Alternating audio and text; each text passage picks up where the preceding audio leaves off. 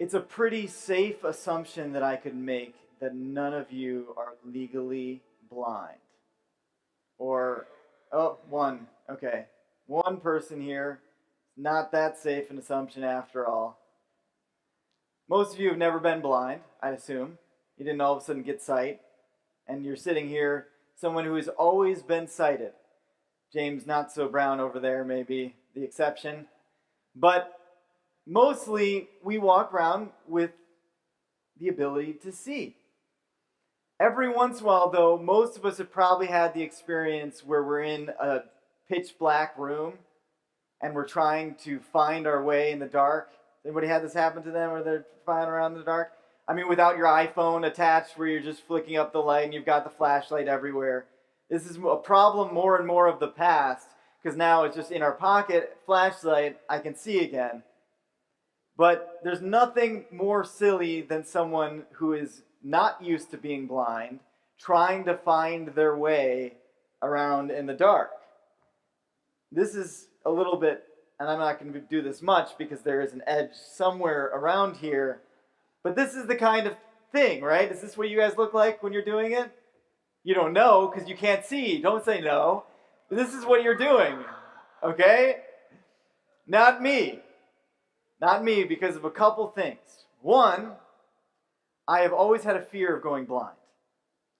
I've had this fear mostly because not that I'm afraid to not be able to see the world or the objects in the world or the sun shine again. It's actually faces. It terrifies me that I'll go blind because the way that I communicate, I look at people's expressions and I see what they're thinking through those expressions more than even the words they choose. So I don't even like talking to people with sunglasses on because I have no idea what they're thinking. I'm like, what is going on behind those things?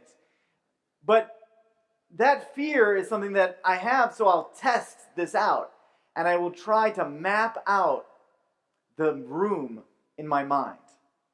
Now, I also am a big nerd, which means I have read way too many Daredevil comics. So in my head, I am Daredevil whenever I am blind. And so I go around like this.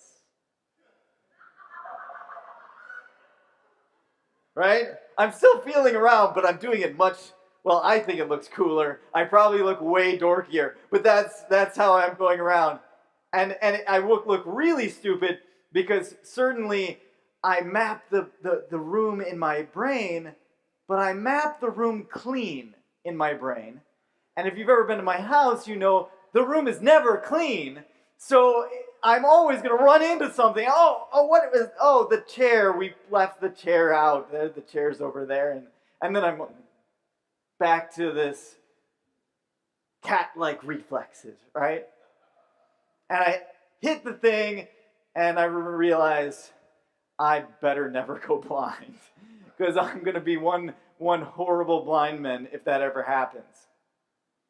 But even if you have the ability to see, there's a certain thing that you can't see. Seeing is great. It's very useful because we can tell what's ahead of us. We can't tell what's behind unless we're a mother. Then immediately, I know what you're doing. Where did those eyes come from? With childbirth, women just get eyes just right there. You just can't see them, but all of a sudden they know. It is a fact. It's a fact of science, right, Justin? You science guy, he knows. That's what it is, and all of a sudden it's just boom, this sense. That's what I'm trying to tap into when I'm in the darkness in that room. I'm just think like a mother. There's a child not behaving somewhere. You know, there's a child doing something wrong over there. I can sense it. That's where I'm at with this blind idea. But we are all blind to tomorrow. See, even if we can see what's ahead of us physically, we can't see what's ahead of us tomorrow. And for some of us, especially with this specific time of year, where we are looking at an election, and many of us have strong feelings about, some of us have feelings of joy. I wasn't expecting that. But we all have strong feelings about this election, and we can't see tomorrow. We poll, we do whatever we can to get a sense. We look at the yards and we see how many yards say Trump and how many yards say Hillary, and we try to judge what's going to happen because there's this fear in us. Now, don't get too excited. This is not going to be a message about where to vote or how to vote or whether to vote. That's not me. That's not my area. And for one, I don't know about you, but I'm kind of sick of hearing about the election. Anybody else? Okay. So we're in agreement. Election talk is done. So, with that said, though, there's very reasonable fears we have about tomorrow. And we don't really know what tomorrow will bring. It's funny because, you have this kind of debate in your head about whether it's going to be left and right, and then sometimes a fish smacks you in the face, and you're like, where did that come from? Because it was something that you could never conceived of. Like, for instance, we wonder what's going to happen Tuesday, and then there's an earthquake. That's not a prophecy, don't get excited. But I'm just saying, we never know what's going to happen.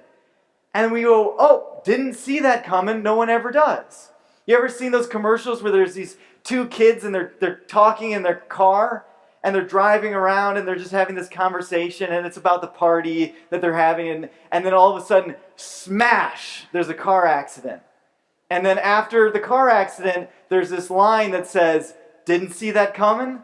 No one ever does. Buckle up. And it's a very influential commercial. It's effective. But my brother and I thought it was kind of funny how they duped you like that. So we decided they were going to make commercials that were ongoing commercials that would be more and more ridiculous. Okay, so like, for instance, there was one where we were playing basketball and we were just talking about making life decisions. And then all of a sudden a car came on the basketball court and hit one of us. Didn't see that coming? No one ever does. Buckle up. That was just, eventually there was a gorilla for some reason. That was just how we did it. But you never know what's going to happen. All we have is this moment. We're not even great at remembering what happened in the past. We're okay at it. We remember some things that happened. But if we don't like it, we'll kind of rewrite it a little bit in our brain. It's one of the things that I think basing your entire world just off your own personal experience is really foolish. Because if you look at people that are investigating crimes, one of the things they can't rely on is people's recollection and their testimony for what happened. Because again and again they find that they can mislead people. Like, for instance, one of the things that they'll do with a witness is they'll ask them leading questions about what the perpetrator looked like. And they found that if there's a person in the room that they're physically describing, since the person is seeing them subconsciously, they're like right there, it's very likely they'll answer with the affirmative. Their memory fools them. And we base a lot of our life on our memory, but we can't change it, we can't control it, and we can't even have a great sense of what it is. And then we've got this future deal. And that's just as much out of our control, but even more scary. Because it could be anything. All we have got is the past, which we don't remember very well, to predict what's going to happen in the future. So in this very moment that we have, we can control some of ourselves. We can't control other people. Too bad. Would be nice, right? You want me to take that? Okay, no, don't raise your hand. But we can't control other people. We can control only part of ourselves. And I think that it's good for us to focus on this moment. I do. I think it's good for us to do all we can in this very moment to do the best we can. But I also think it's really foolish if that's all we do. Given what I just said about the past and the future and how fairly ignorant we are of it. I mean, the past, it's not like when there's some books that you have the third person perspective and you get to look at what the person is thinking and what other people are thinking, and you get not so in real life. You've got your thoughts, and only some of those you're aware of, and that's it. And that's what you're basing your entire existence on. And then this moment. So I don't know about you, but I think it's kind of foolish if that's it. If that's where we stop. But that's where we stop if we stop at a life of experience. And we just go with our experiences versus going with maybe some other people's experiences. One of the beginning of wisdoms is listening to other people that have gone through life experiences that you haven't, listening to their story and thinking, okay, that sounds good. I'm going to do that, or I'm going to not do that. I don't have to go to prison and do a bunch of drugs. Justin's described them to me. Thank you, Justin, for experimenting with that and making it clear to me that that's not a direction I want to go either. Sounds good. My brother John Peter, actually, not anything about what I was just saying about the drugs and prison, but he had a similar conversation with me when he was in high school, and I was 6 years younger. It was an awkward conversation. We won't go into the details of what it is, but my dad should have been the one to do it. You can go from there of what it was about. Okay, but he was having these conversations with me about like things that he regretted doing. And at that point, I went, sounds good. I won't have to do that. Now, I thought of other things that he didn't mention. I was a creative kid, but in terms of those, that was enough for me that I took his word I took him at his word, and I thought, okay, we've tried that, didn't work. My wife once was talking about how one of the great frustrations with dealing with youth in our youth ministry is that it seems like there's this vicious circle where you tell them, please don't do this. This is going to be so stupid. This doesn't work. I did it. I regret it. Don't do it. And they go, whatever. What do you know? You're just old. And then they do it. And then they're 20, 30 years old. And they go, hey guys, I thought I was just the people were just stupid because they were old. But I'm telling you, don't do this. Please don't do it. I did it. It was stupid. And then the kids think what? You're stupid and old, you don't know. And then they do it, and it's this vicious circle that goes on. If we just started at maybe our experience isn't the best way to measure everything in the world. And maybe we should learn from other people. Now that's just the beginning. Then the next step comes to me, well, let's look at if there's a God. And if there's a God, and He exists, then He's where wisdom really is found. And so let's look for this. Now maybe there's no God. And all that looking is in a way in vain. But let's just play that game for a second. There's no God, but you spend your life talking to the people that have spent the most time looking at life, asking the bigger questions. And you listen to them, and you read the books that are the wisest books of all time, about the philosophies that have worked. Because I'm telling you, one of the reasons why Christianity is the most followed thing in all of the world is because it's worked. In fact, one of the things I love about science is how much it proves that the Bible is the right way to do things. Over and over again. In millions and millions of studies. One of the ways that I'll give you an example, okay? It's counterintuitive to say it's better to give than to receive. Every 5-year-old knows that it's better to receive than to give. Right? Some of you are still at that maturity level. You can testify. There you go. Okay? So it makes sense to us from a beginning of life. It's better to get than to have someone take something from you. So why would you want to give? Yet when they do studies and see what makes people happy in life, wouldn't you know it, Jesus was right. And there you go. And then they study it and they see people giving and they're happier. Now that doesn't make sense in a lot of different worldviews, but it is what Christianity said.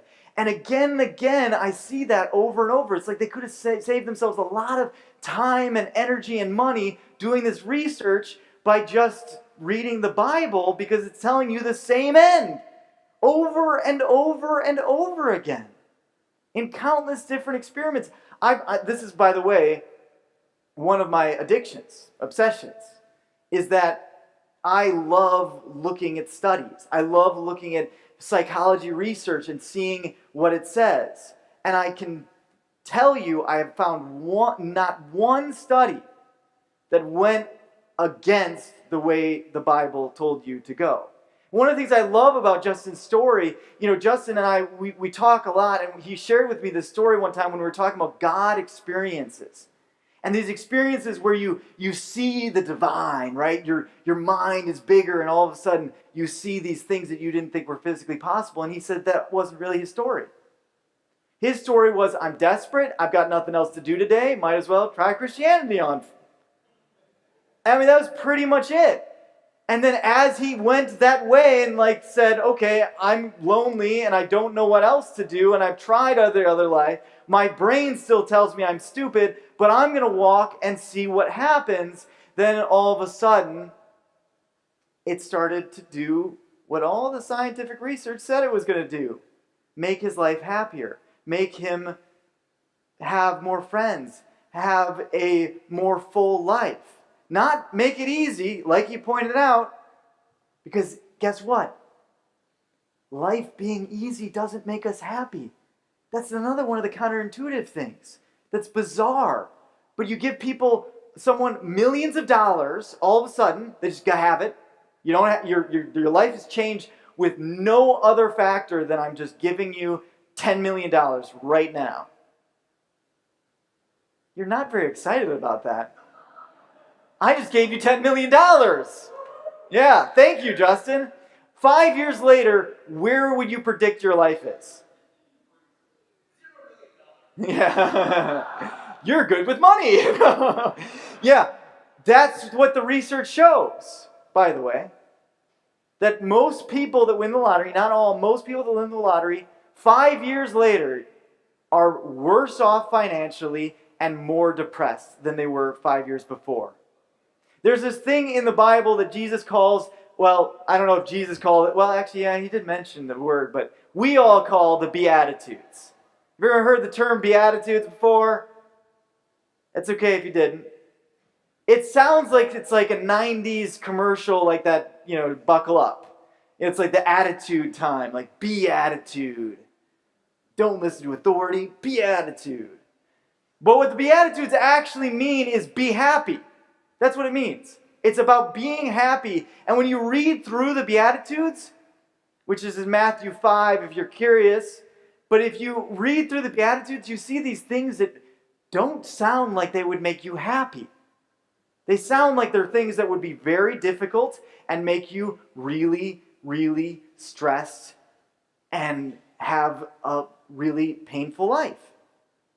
Blessed are the meek, blessed are the poor, right? This is the kind of talk that Jesus uses. But if you try it, you get better. Life gets better. It's this bizarre thing. And if you just start there, then you're better off than where you were now. In your life, living in this moment of control. I mean, break down the barriers for a second and ask yourself, what really is more rational? Me, someone who has lived for a few to maybe at most 7 decades. I don't look that old, I know. But not that long, doesn't have a great memory of what happened during that time period, but still think the best way that I live my life is according to the standards in which I have developed in that time. Or listening to this wisdom that has led people to a happier, healthier, fuller life, even when it looks like they shouldn't have. One of the ways that Christianity grows super fast in the history of man is when they're persecuted.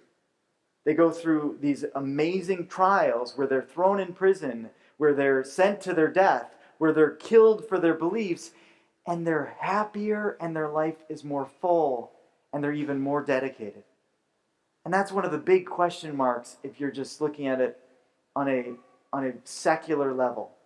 and there's no spirituality, and that doesn't exist to you, there should be a big question mark there of what is going on. Why would their life be better again and again and again in history?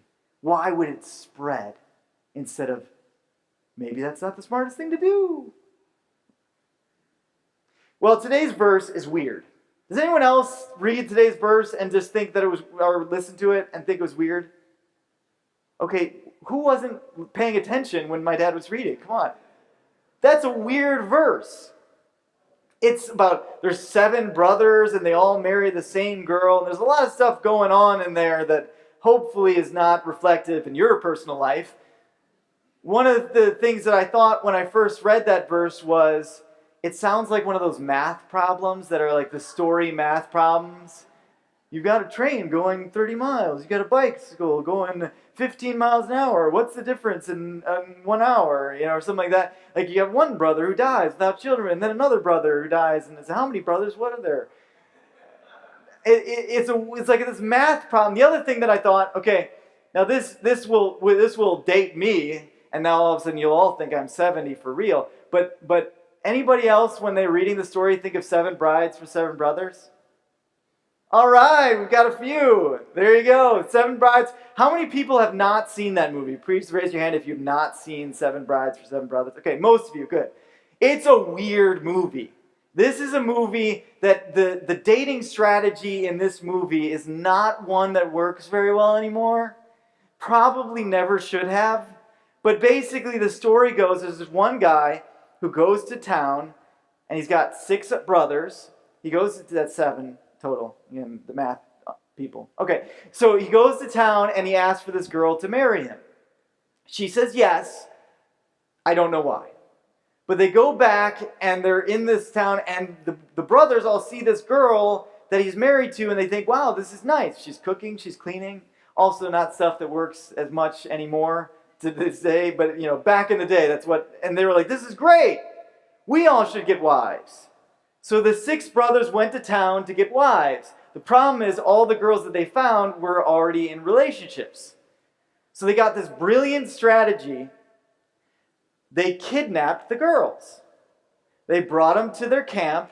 They waited till the winter was coming so they'd get snowed in, and then they're trapped in there. The only problem is they forgot to bring a pastor along.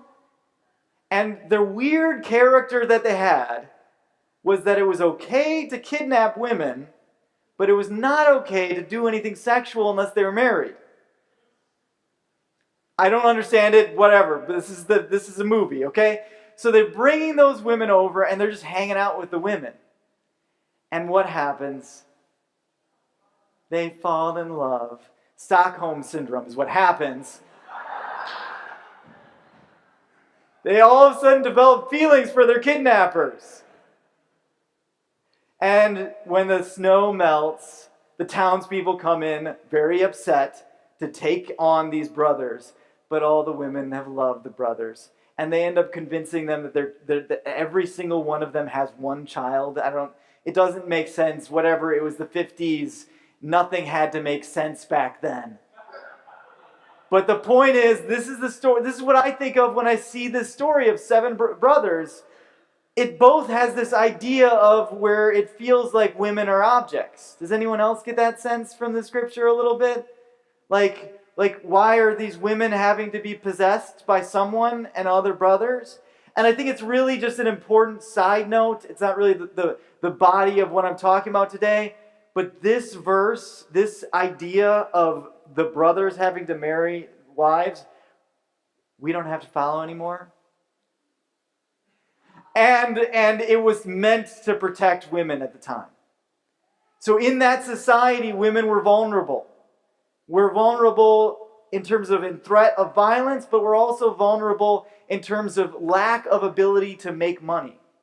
And when someone was divorced, or given a certificate of divorce, whatever, given divorce, or their husband died, they were likely having 2 main options, poverty or prostitution.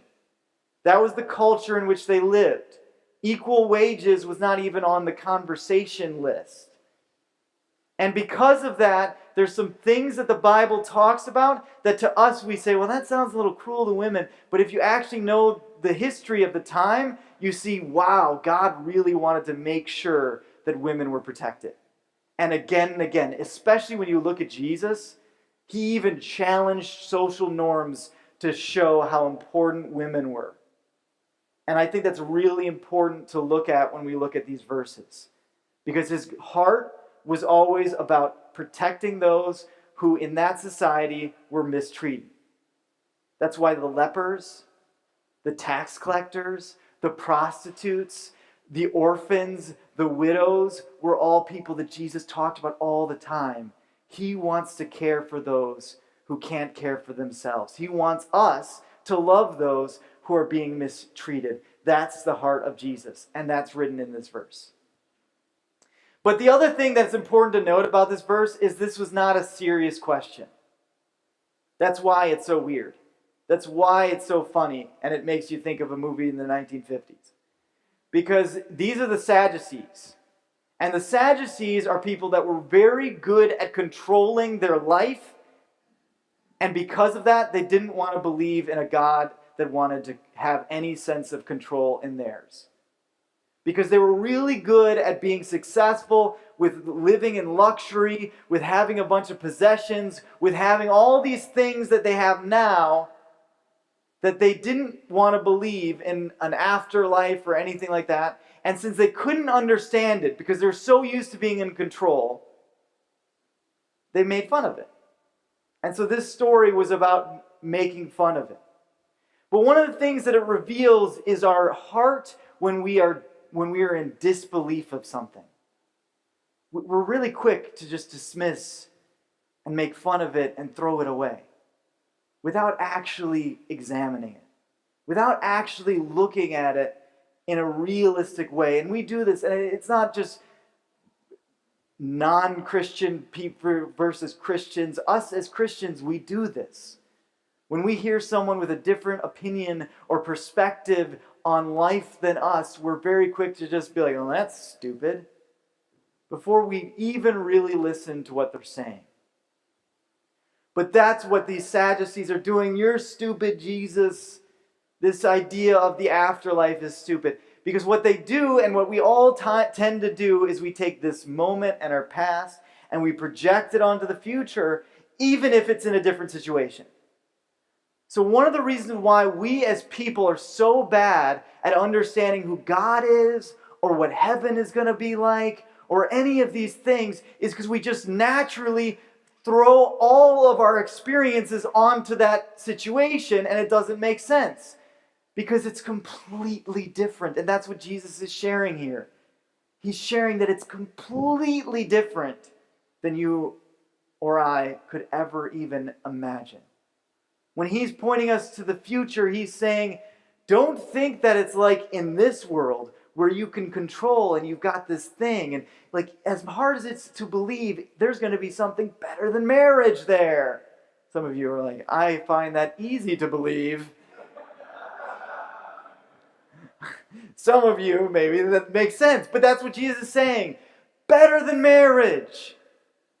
Because when we have that future glory. Now here's the thing.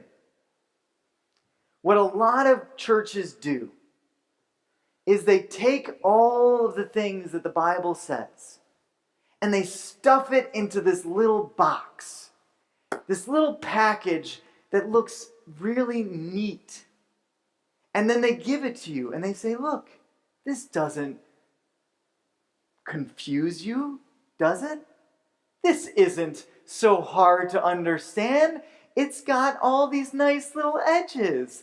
Look at that. It's perfectly fine. The view of God sometimes. Who God is. Well, I can explain God in a really neat little package. He's like a father, but unlike your father, he was actually a good person. I'm just kidding. I've got a great dad. But this is the image that we give. And we just, it's like Santa Claus, but he's in the clouds. Right? Like we're a 5-year-old and that's what we're explaining God to. We don't talk about like infinite energy or omnipresence and like how that would be like we say, oh, if God were real, this is one of the things, have you ever heard this? If God were real, why wouldn't he just show himself to us? Has anybody heard that question before? Okay, if something was omnipresent, that means it is everywhere at all times, and you could see it, what would be the problem with that? Anybody? Yeah. You would be blind. That's it. You would be blind. Because if something was everywhere, all over your eyes, there's nothing else you could see. But the reason that question is asked over and over is because people describe God in this neat little box. Where they're like, oh, it's like Santa Claus, but he's in the sky, you know? And so we're like, oh, well, that guy could show himself to me.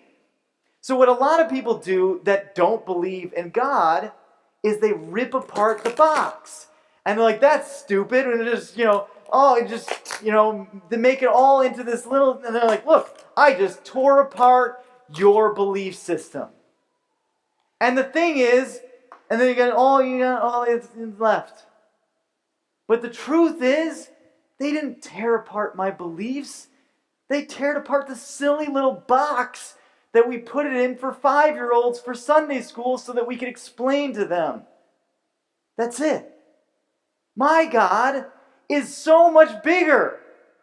My God is so much grander. My God doesn't fit into a box that you can understand him. My God, it says in one verse, his understanding no one can fathom.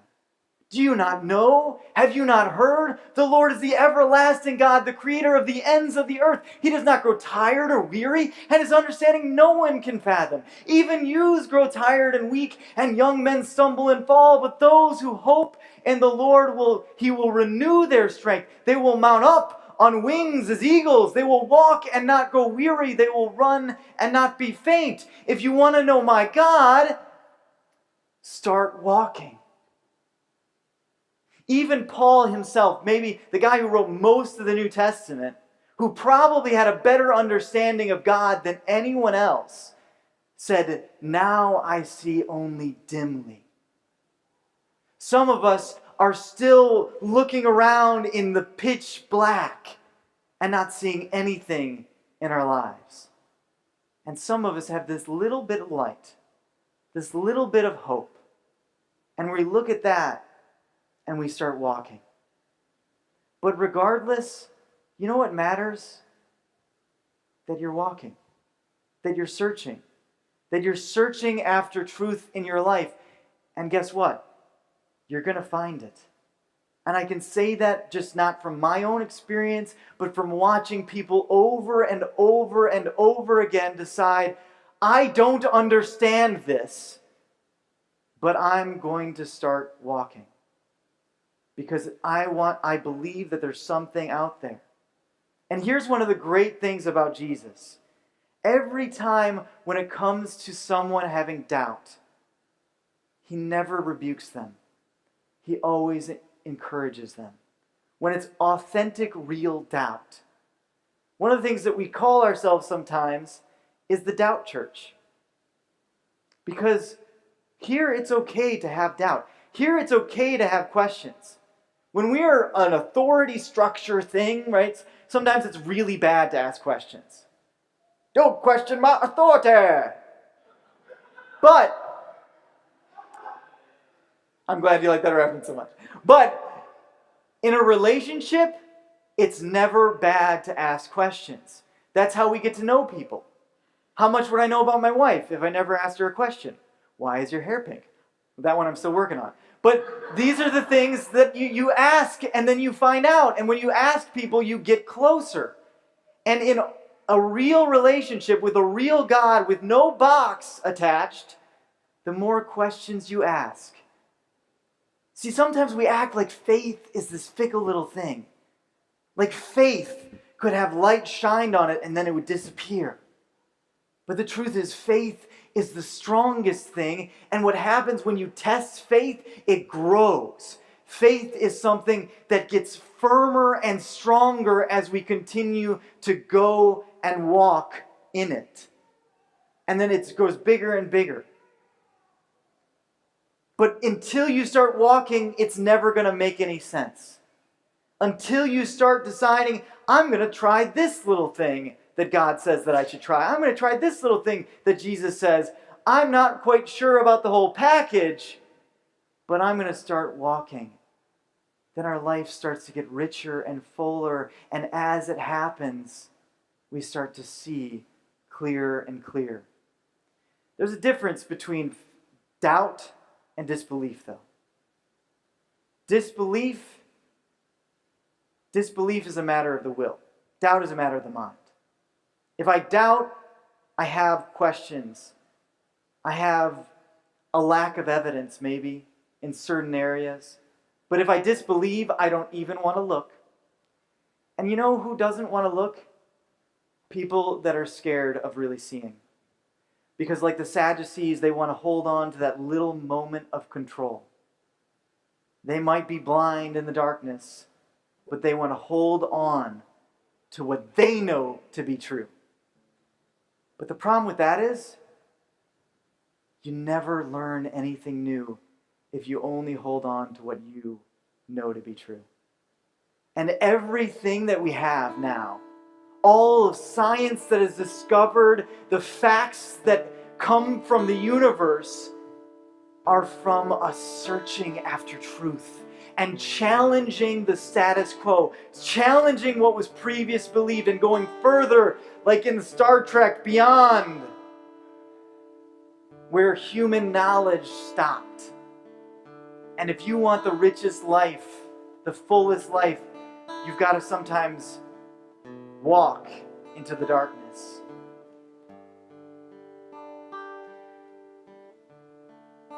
There's this song that's sung by Passenger. No, is it Passenger? I think it's Passenger. It might not be Passenger. I don't know. I usually like Passenger, so that's one. I think it's not. I think it's Death Cab for Cutie. That's what I'm thinking of. Death Cab for Cutie. It's not a song about religion or fond of religion. It's actually, if anything, against religion. But there's this lyric in it that I love. It says, if heaven and hell decided that they both were satisfied, illuminate the nose in their vacancy side. If there's, nowhere, do you know the next lyric? No one behind you when your soul imparts, then I'll follow you into the dark. And I love the song because it's about a guy and a girl where his love is so great for her that even if it's going into the abyss, even in going into the absolute void and there's nothing there, he'll follow her into the dark. And the reason why I want to leave us with this image today is because you don't have to search alone. And you're not searching for someone who's trying to sneak away from you. This isn't a hunt. You don't have to throw Jesus over your shoulder like the 7 brides for 7 brothers and then put him in captivity. He's searching for you. He wants to know you, and he will follow you into the dark. And if no matter where you go astray, he's never far behind. So you could walk miles away from Jesus, but the moment you turn around, he's right there. Now, he's a gentleman, so he's not going to throw you over his shoulder, and force you into anything. But the moment that you choose to turn around, he says, I want you. Let's walk together. Let's pray.